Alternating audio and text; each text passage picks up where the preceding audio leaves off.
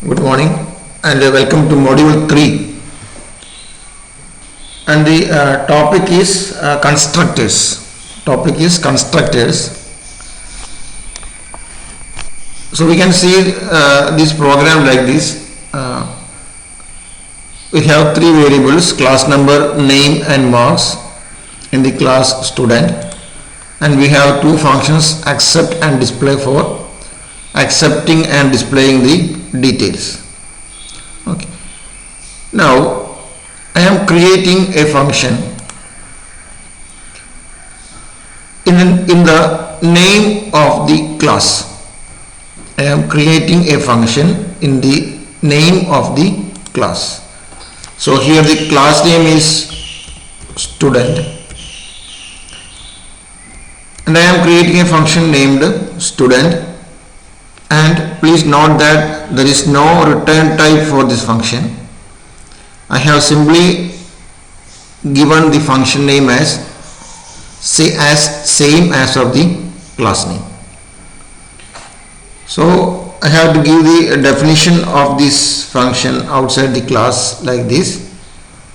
There is no return type, and the function belongs to the class student, and the function name is student. So this is the body of the function, and inside the body of the function I can give anything. I am giving cout. This is a constructor. Okay, so inside the body of the function I have simply given as this is a constructor. And when I create an object of this class, the constructor gets invoked by itself or automatically. So student S, I am creating an object of this class student S. So during creation of the object of this class, the constructor gets invoked. So the specialty of the constructor is it has no return type and it has the same name as of the class. Here I have given the definition like this. This student indicates that the function belongs to the class student, and this indicates the name of the function. So a constructor is a function which has the same name as of the class and gets executed when an object is created. A constructor is a function of the class which has the same name as of the class and gets executed during creation of the object, and the constructor has no return type. Let us execute this function. This program name is 31.cpp.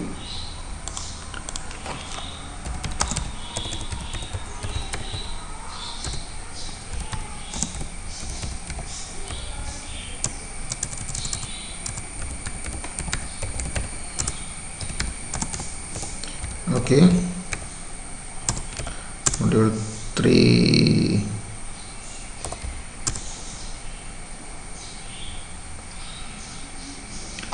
Okay, I want to change the name as without spaces, so let me change that.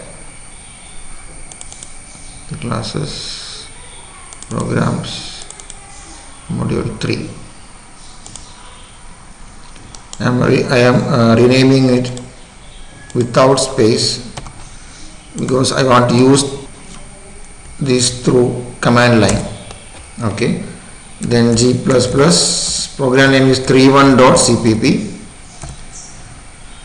Okay, program is compiled, executed, ./a.out. Okay, this is a constructor. So It is very simple. A constructor is a function having the same name as of the class. It has no return type. It gets executed during the creation of the object. Okay. I will like to create one more object here, student R.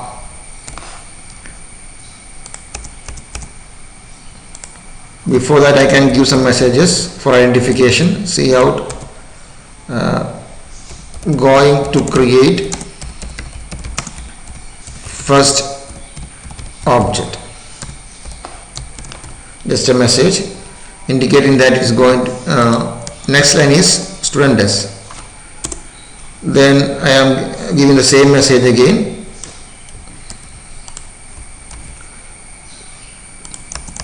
Going to create second object. Okay.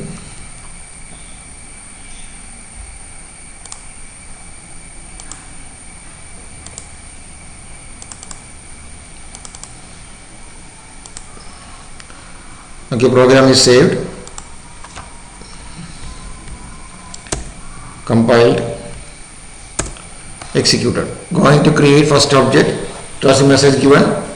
Then this is a constructor. This is a message. It is the body of the constructor which shows the message. Then going to create second object. That is a message given in the main function. Then we have the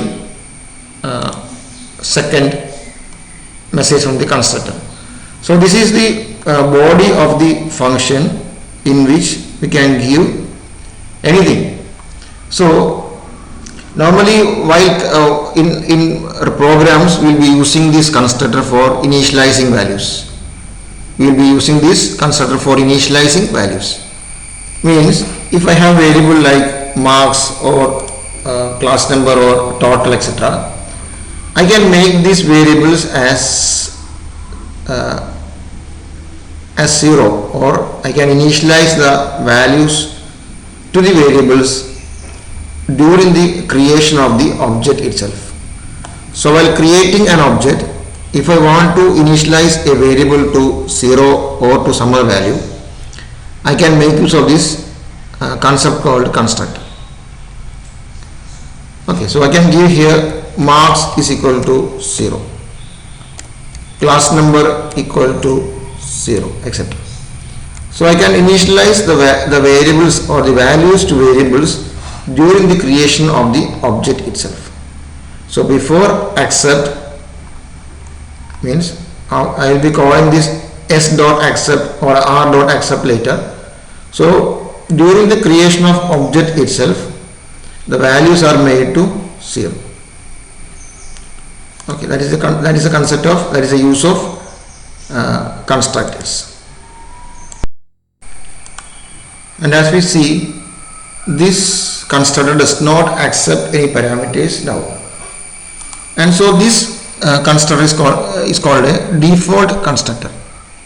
This is a default constructor since it does not accept any parameters. Okay.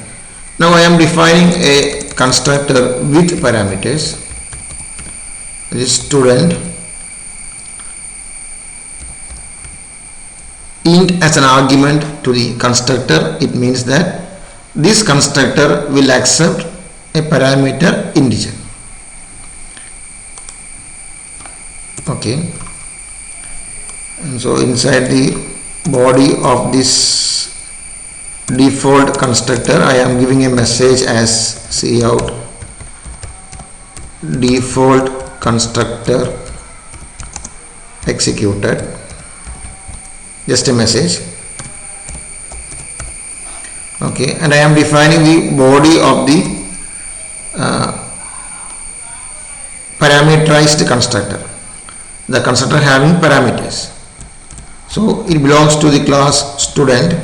So student scope resolution operator, then student is the name of the constructor, and I am having a argument as int a, or a parameter as int a, and here I am giving as marks is equal to A. I am initializing the value of the parameter to the variable marks. Okay, see out. Parameterized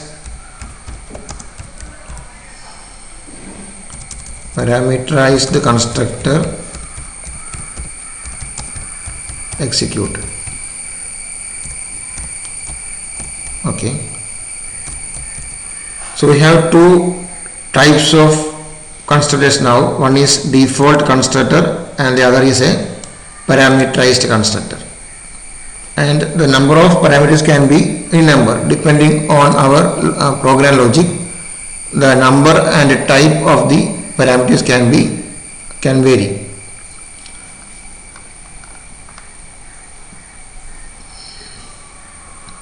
So I am using the same logic here.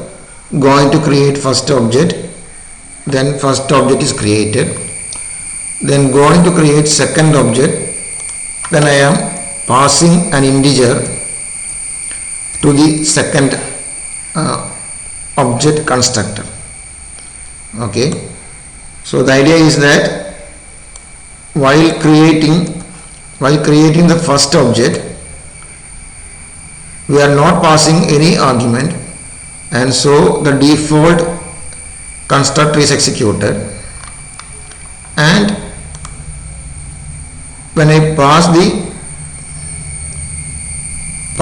an integer as a parameter to this constructor, this object, then the parameterized constructor will also be executed.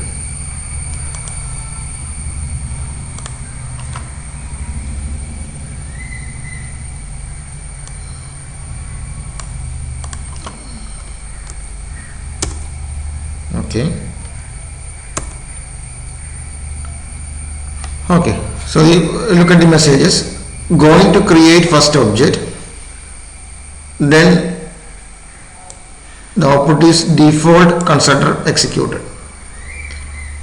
Then for execution of while creating the second object, the second constructor was executed and the message is parameterized constructor executed.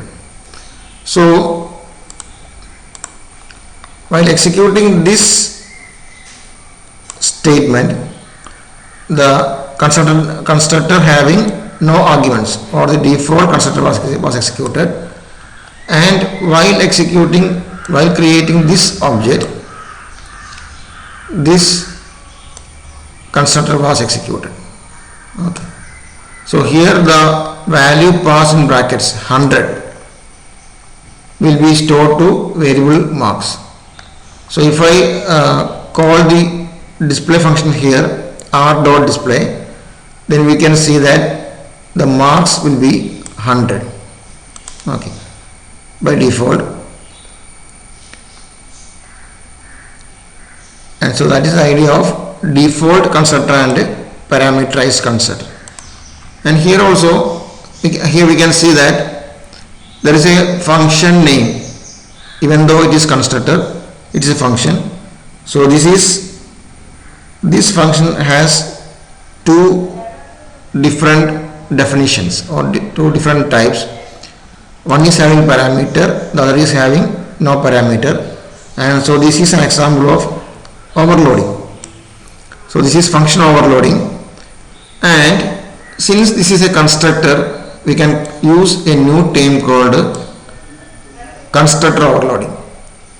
We can use a new term called constructor overloading. So this is function overloading, and also it is constructor overloading since the function is a constructor. Okay, now I am trying to create one more object here. So see out third object creation. Object creation /n. Okay, then I am creating an object like this, student t equal to student 200. we can also create objects like this. And so this means that we are calling the default, we are calling the parameterized constructor for this object T. So this we can call this as a explicit call, and this is a implicit call. So there are two types of calling constructors. Both in both cases the execution will be of this parameterized constructor. So this is calling the parameterized constructor explicitly, and this is calling the parameterized constructor implicitly. Okay. So we can check for the output now.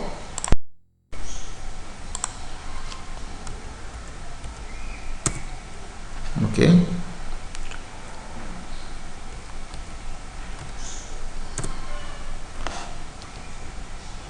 Okay, so it is third object creation, then the output is parameterized constructor execute. Okay, so we can call this constructor implicitly or explicitly. This type of calling is implicit call, this type of calling is explicit call. Both are same. Okay, now I am trying to give another concept.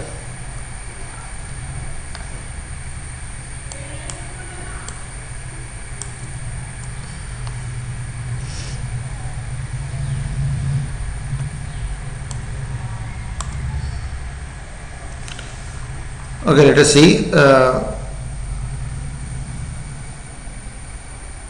I am defining a constructor here, student, and the parameter I am giving is int comma int. It means that this constructor will accept two parameters. So this is a parameterized constructor with two parameters. And while define the body of this, I am giving as student int a comma int b equal to 100. Okay, so this is similar to the default argument. So this is default argument for a constructor. In function we have seen that, we have seen the concept of default arguments. So here one argument it is given as int a, and second argument is given as int b equal to 100, and inside the body of this I am assigning this class number equal to a, and marks equal to b. So marks is now 100 if it is passed. So marks is assigned to B, and I am deleting this. Okay. And for display I have given class number and marks only. And I am creating two objects. One is student R and the other is student R with one parameter, this class number only, or 1. This class number only I am passing. Next I am using student T, I am passing class number and marks. Okay.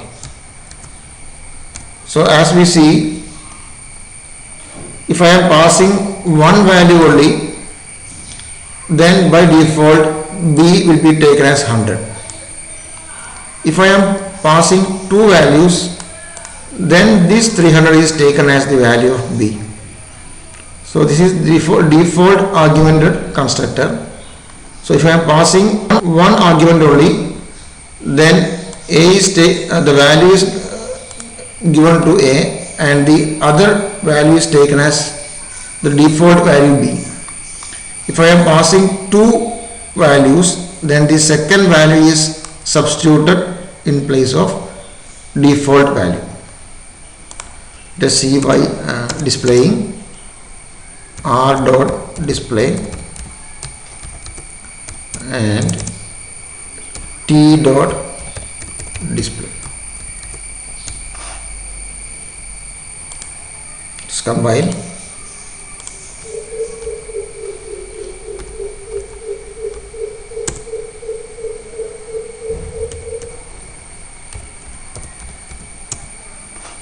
Okay. So class number is 100. So during execution of the first object, class number is passed as 1. The default value is taken as 100. Here I have passed two values, class number and marks 2 and 300. So the values are taken as 2 and 300 for the second object. So this is the concept of default arguments of the constructors with the default arguments. So we have seen three types of constructors now. One is default constructor, second one is parameterized constructor, and the third one is a default argumented constructor.